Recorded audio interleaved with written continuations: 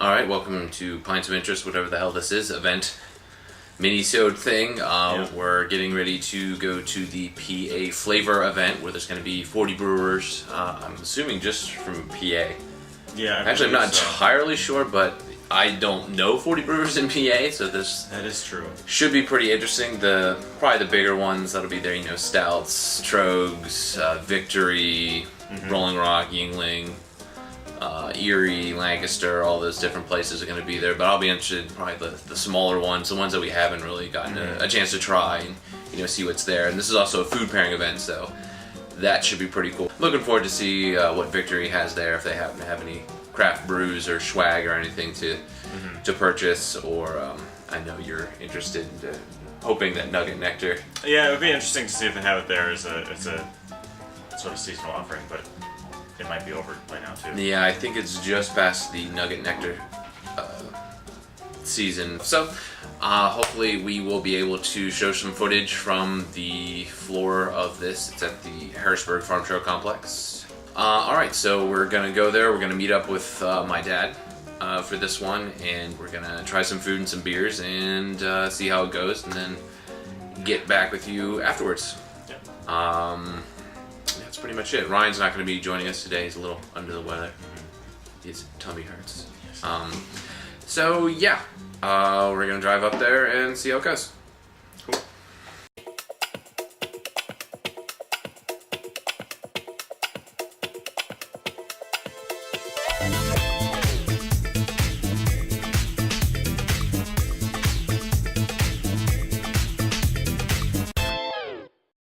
Alright, this is our initial sobering up time after the flavor event that we just had.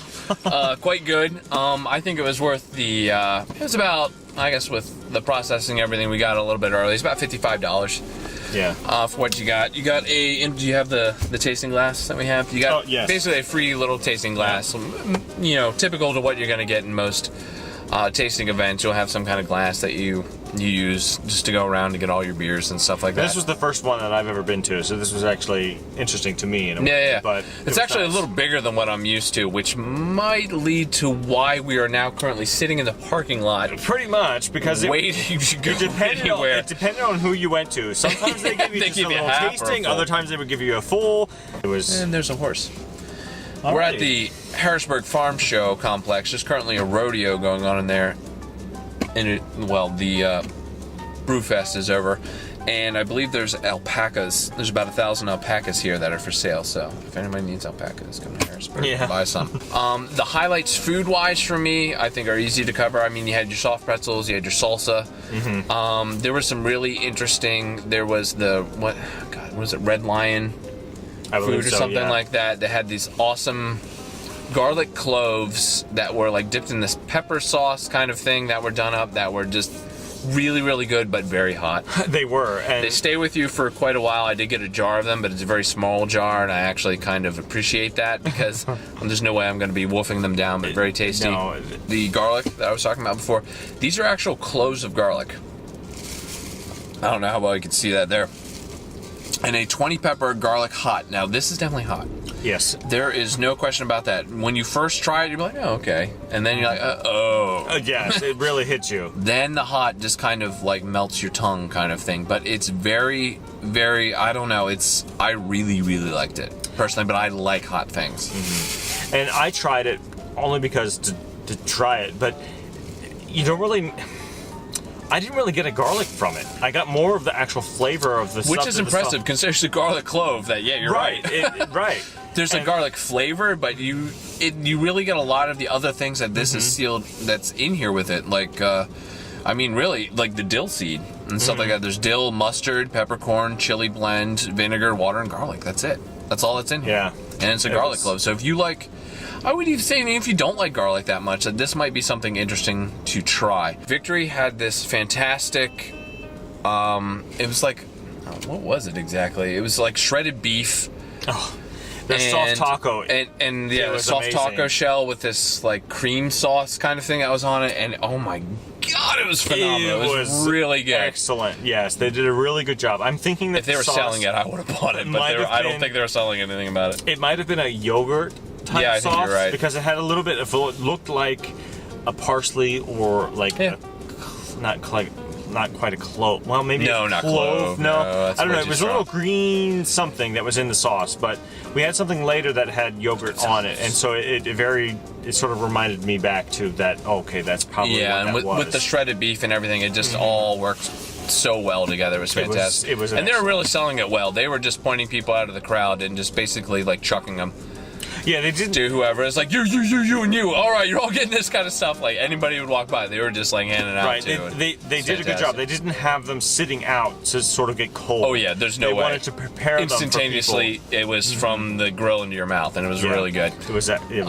The other thing that I think that was really the highlight for me would be the bacon-wrapped hot dog with a caramelized brown sugar coating on the outside was freaking awesome. They were good, too, yes. I think we were maybe 10 minutes into it, and their aroma was gone. They were. Like, completely. This is a 3-hour event, and their aroma was gone in the first 10 minutes of it. They had a few other offerings. They were like little hot dogs within a bun type of thing. Which were good, yeah. They were different, like an Asian style where it had like cabbage and some like noodles and stuff that were on it.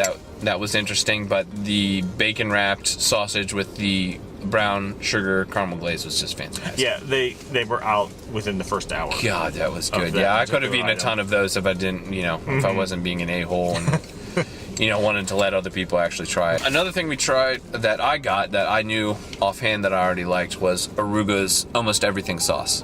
This is a fantastic sauce. It's basically a mixture of a lot of their different sauces. They have about 20. This is like a hot sauce, garlic, teriyaki. There's a ton of stuff in here. Just an absolute awesome flavor. And it won nationally for the Buffalo Wing Festival. Oh. This sauce. Fantastic sauce. You can get a hold of it. It's Aruga's. This is the habanero one. It's from actually Piper's Peck, actually, which you'd think Peak or something like that, but no, Piper's Peck. Their golden salsa. You can get it actually. There is a website for it, www.piperspeck.com. It is from Belafonte, PA. The golden salsa, this is the habanero one. It's got probably the most heat out of the salsa that they had. They had multiple ones to try, and I really, really like this. Now, this is coming from someone, I'm not really into salsa that has a lot of onions or anything because, again, I don't like onions. This one is mostly like a pepper-based salsa, which is what I really, really like about it. It's got some yellow tomatoes in it, yellow sweet peppers, vinegar, habanero. It does have a little bit of onion in it, but it's kind of, in a way, lost in the sauce. People that might give the flavor there, but you're not getting really the texture, which is my main issue. But it has great flavor that really goes along with the heat. It's not just pure heat, pure, like, toasting your taste buds out of your mouth kind of thing. No, it's really good. At the Sam Adams booth, they had that cornbread. It was a jalapeno cornbread. That was excellent. That was the first thing we tried. Good. It was very good. And they had a corn salsa on top of it. And I'm not usually into that kind of thing. I'm not really into onions or anything like that. And I had that. I ate the whole thing. It was everything that was on it. A micro salad, I believe they called it. Yes, and right. then with a Sam Adams vinaigrette dressing. Yeah. And it was a jalapeno cornbread base that was on it. It was. When you say the Sam Adams vinaigrette, that actually is kind of interesting. Some of the food there, some of the salsas and stuff they had, were Yuengling based, which I guess makes sense with Yuengling being the brewer and stuff. But a lot of the restaurants and the different places that were here used the Yuengling as their like base as far as beer was concerned. There was a beer batter shrimp that was really fantastic. It was actually from the Holiday Inn, I believe. Yes, and it was the Holiday Inn Culinary that produced this. It was a beer battered shrimp with a Yuengling coleslaw. That was on the bottom. I hate coleslaw. Absolutely hate it. And I love that coleslaw. It was awesome. It was the really shrimp was good. Excellent. And you're not really necessarily into shrimp. I am not. No, but the shrimp was done very well. It was not chewy. Like I'm afraid of. Like that's what turns me off. Not too much breading. It was just the right amount of breading. It had a nice. There was like an orange sauce that was on it. That was kind of a spicy sauce that really went well with the shrimp and everything. Oh, it was really. Yeah, I would definitely get that on a larger scale if I were to ever go for some reason to that Holiday Inn. Honestly, yes, it was. I know we're talking a lot about the food, but that really was pretty fantastic. That was here tonight. I mean, even the roast beef What's up, roast beef? It was something along those lines. It was a little thicker. It was. I think than a It was a roast little beef, bit. but it was. Oh, it was so good. It had a Yingling caramelized onion. That was on, and that's another thing that I hate onion, but that on there was fantastic. I had that with a horseradish cream sauce. It was very good. It was And excellent. yeah, like I don't even know. It wasn't a roast. I don't even know what exactly. It kind of was. I mean, for what they gave you, it was all. Yeah. It was smaller. It was like a slider. It was It was the size of smaller a than a slider. slider, but yes, it was. At least that's how I envisioned it. It was smaller than a slider, but they gave you so much meat on it, and then the onions on top. Yeah, that was good. And then the sauce. Oh, it was very good. Yeah. The meat was prepared excellently. Yeah, perfectly. It and- wasn't fatty. It and wasn't overdone. It really just kind of like melted in your mouth, kind of thing. It was really good. That I don't even know really what that was from. It seemed to be from like PA in general. I don't remember where It was an odd right. food kind of thing. Like, hey, we make beef, so Yeah. have some beef I mean- product. What was nice about the event, I don't even know if they tried it or anything like that, but they had the foods that paired well with beers next to each other in a way. They had like some of the interesting the saison that we had from the Voodoo.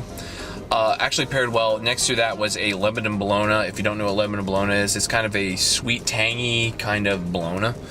Really, it looks like It's it's a kind of darker- chipped. Yeah, Yeah, it's got its own unique taste, and it went really well with the sweetness of the saison of the Voodoo that was next to it. So you could have the sample of the lemon and bologna and then go try the saison, and it made a nice marriage.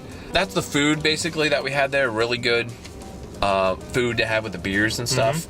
Yeah. And we haven't even talked about the beers. As far as the beers are concerned, we had the typical stuff from Trogs. Lancaster was there. I mean, to be honest, I'm from Lancaster, so I've had a lot of Lancaster Brewery. Given the level of intoxication that we reached, I didn't even try the Lancaster Brewery stuff because I already knew I liked it. And I've had it before. We kind of skipped over it. Yeah. Well, there's some things that we've had before. I mean, there was Roy Pitts showed up. That's based out of Chambersburg, where we're from.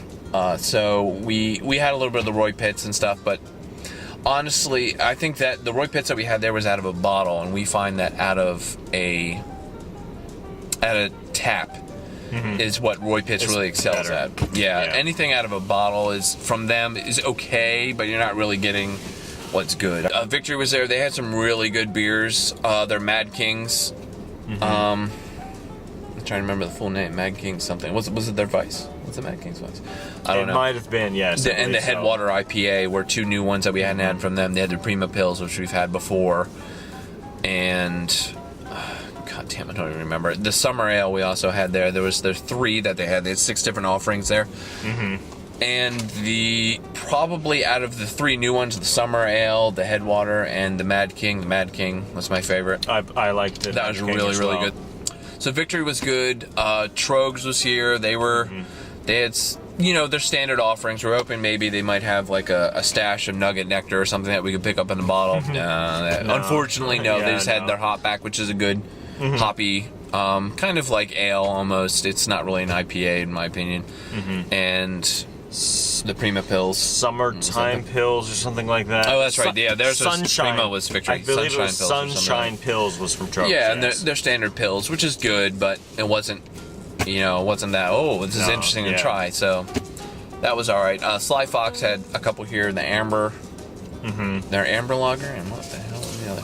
And their IPA, that's right, we actually have the... Yes, They're right there, the India... They're Pale, the 113. 113, yeah, the Route 113, India Pale Ale, which was... It was all right. Okay. I wouldn't describe it really as an IPA though. Sly Fox is a good brewer, and that one was okay. What's interesting about Sly Fox is they tend to brew their things a little darker than everybody else. So their IPA looked more like a lager. I did. And then their lager looked a little bit closer to like a bock. Wasn't quite to porter status, but it was a lot darker than what you normally imagine for something like that. But it was good. I wished for a little bit more from Sly Fox because I know they're a pretty nice They have a large selection. They really have a large selection. There was only 2 from them. Yeah. So that was all right. I'm trying to think of the other highlight, like the typical things that we have. Sam Adams was there. They actually had some nice ones. They had a Belgian session beer that they had there. That was quite good. Not the best Belgian I had there, but it was I don't quite know good. if I said that from you or not. You did. Did I? They also had their cider. They had the Angry Orchard or something like that. Yes, I think it's Angry Orchard cider they had there, which my dad had, which was pretty good. So yeah, they had some of the major ones, but what was more interesting than the major ones were the smaller brewers that we found there, such as the Pittsburgh Church Works. Mm-hmm. That's pretty awesome. They have a really cool brewery if you happen to get out to Pittsburgh. It's a decommissioned Catholic church that they redid, kind of like the pews and everything, and get food, but it's a full-size church with the kegs and everything, and where they brew everything. I picked up a cup from them. Or a glass from them. Here's a glass from them. I was trying to get the Thunder Hop shirt from them, but they only had these massive double XL sizes that I'd be swimming in and have an XL for me to wear. Yeah. Their IPA, but that really wasn't their best. They had a really good Millennium. That was a Belgian triple that they had. Pretty much all the Belgians here were triples. Yeah. They had that I thought was pretty damn good. And they also had, was it a Bach? No, a Dunkel. They had a Dunkel. Yes. They had the Monk's Dunkel that I liked quite a bit. So, from the local ones that were a bit of a, not necessarily a surprise, because I have had them before, but I did really appreciate what they had, what Church Works is what Church Brew Works. They had some really good stuff there. In addition, some really small local ones. There was the Sprague's, the one that towards the end that we went to, that's up in Erie area. It's like 30 minutes south of Erie. or something like that. Yeah, or something. The exact I don't even know the area because it's not even anywhere near us. No, but they were interesting. They were a younger brew work that just started up. We had their Hellbender Stout and their IPA. The actual brewer was there. Yeah, the dude who owned the company. I think he was younger very than we young. are. Yeah, he was in his 20s, I'm sure. This is the one that's south of Erie. There you go. Sprague's Brewery. The Sprague's, the really young one. Luke Stedman. Yes, the brewer was actually here. So yeah, it's nice. We want to support new brewers and stuff that are coming up that might be able to come up with some interesting craft brews and help them out. I had inquired. They had a list of their beers and inquired about. They have a Scotch Toberfest, which is a Scotch style ale, and an Oktoberfest, which is apparently their most popular one. They sell out all the time. They didn't have it here, but if I can get a hold of that, we'll probably do a mini-sode on that. I would be interested The Scotch Toberfest sounds pretty interesting. That is Milbach right there. Milbach. Yeah, they had some really cool brews. It's out of Harrisburg, so I'm guessing we're going to get them down in our area, and I'll be very excited to try some of their other ones that they have. The blue pale ale they had was unique. That's what was interesting about them. Is all the different styles that they had were unique. Right. You couldn't this is just an IPA, or this is just a lager or something like that.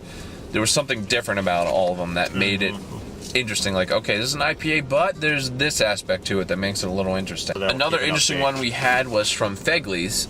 If you've been watching us and watched the first episode, you'll know that Fegley's Hopsalutely won our IPA. Spoiler. A little post fact there. They were here and they did not play it safe. I'll give them that. Yeah, no, they did not play it safe. No. They tried two different ones. All right. The one that we probably liked a little bit better was the Always Sunny Pale Ale, which he's got the beer coaster for. That one was good. It was an interesting IPA. I'm trying to remember if anything really set it apart. It kind of had a sweetness to it. It wasn't overly alcoholic or anything. It was decent from what I remember. The one that we really remember from Fegley's would be the Space Monkey. Space Monkey, yes. It definitely was. Excuse me, an interesting flavor. It was unique. This is a raspberry saison, and it tastes exactly how it sounds. Yes. It is a saison. It's very raspberry in the aroma, and you definitely get the raspberry in the flavor. When you first drink it, hey, it's a saison with raspberry. I mean, if you like raspberry and you like saisons, it's a good one to go with.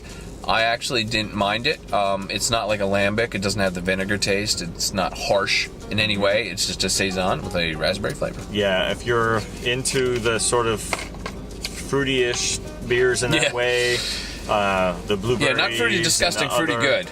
Yeah. Like blueberry, like a blueberry ale. If Like you a ever had any blueberry. blueberry or a black vite Yeah. or any of that kind of stuff, you kind of know what this is along the lines of. It just happens to be a raspberry saison. So that was pretty good. I'm trying to think of the other any small breweries that we had. I mean, we had Springhouse, had the standard stuff, the peanut butter and chocolate stout, which we've had before and kind of have, it's a little strong. Yeah. And the other one they had, I don't remember, it was an IPA, wasn't it? It wasn't Kerplunk or anything. That's no, the it other was thing they're not. known It was. for is I believe it Kerplunk. was an IPA. I think I had it. It was okay. And yeah, but again, they were like one of the. I think they were the last one that we tried. And this So was it like might be a little maybe tough to 20 get minutes before an the end of the event. accurate So understanding of the beer. Yeah, they Yeah. were like the last one we tried. The Old Forge was there, which was up in Danville. They're actually pretty good.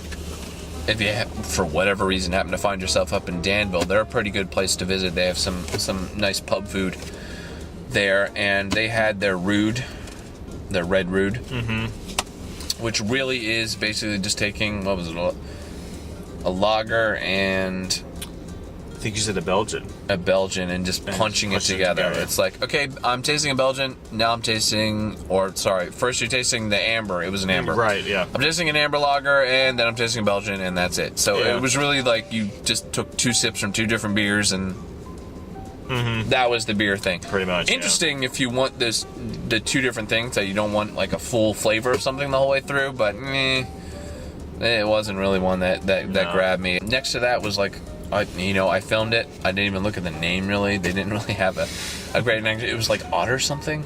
Yes, that was the blue the Slab Cabin. Yes. He had the Slab Cabin IPA. Pretty much a standard IPA. It was. If I remember right, it had an interesting twist to the flavor.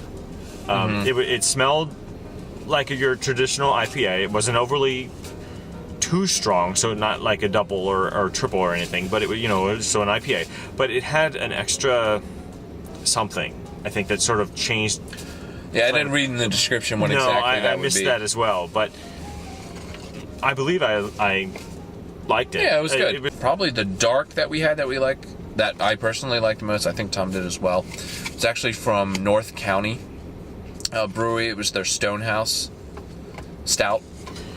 I believe so. I did not try that one individually. I sipped some of yours, and yes, I believe that one was the one that we enjoyed. It was a stout with a very creamy start to it. It had a nice roasted barley that went into it then. Maybe a slight coffee, slight bitter or something like that. But it was really that creaminess that was there that we really appreciated in it, because so many of the porters that were there were Javas and coffees and espresso type porters, which is just kind of bitter, and it just, I don't know, it just doesn't really do it for me. If I'm going to have a stout or something like that, I really like a milk or a creamier stout. Yeah. Out of all the stouts, that was probably our favorite. Yeah. Trying to think of any of the highlights that we had from it. I mean, we had some Appalachian Brewery stuff, which was good, but, pretty much standard Appalachian Brewery. They're in the Harrisburg area, so it's not surprising to see them, something in Harrisburg for the flavor event. It was a good event. Said $50 for the ticket, about $5 handling, processing fee thing. So can be a little bit expensive. As far as what you're gonna spend for it, but you get good food. You get a quarter pint of beer from a variety of beer places. Yeah. You really get to try a lot. I think it's a very, very good event for people who are just starting into trying craft beers and stuff, and you really want to try some beers from the area. Yeah. Where you haven't maybe had some of the standard ones like Appalachian Trogs, all that kind of stuff. And it was actually a nice event for us too, where we have had a lot of those kind of things where it was actually, almost better in a way for the food kind of things. It was nice to try some of the salsas and the hot sauces and all that kind of stuff, and buy local stuff. Local source, local stuff, and find some of the newer breweries where I think we're going to pay attention to, like Millbach. And now, and we're going to look at Churchworks. I was aware of them before and stuff, but I hadn't really had too much out in this area. And the new one, Sprague, or however you pronounce it, Sprague Farm Brewworks. Brewworks. So I guess from the PA Flavor event, it gets our thumbs up. Yeah. I think we're definitely next year, assuming we're around and they have it, that will definitely come. So for Pints of Interest and the PA Flavor event, I'm Drew. And I am Tom. And thanks for watching. Yeah, thanks. Cheers. Cheers.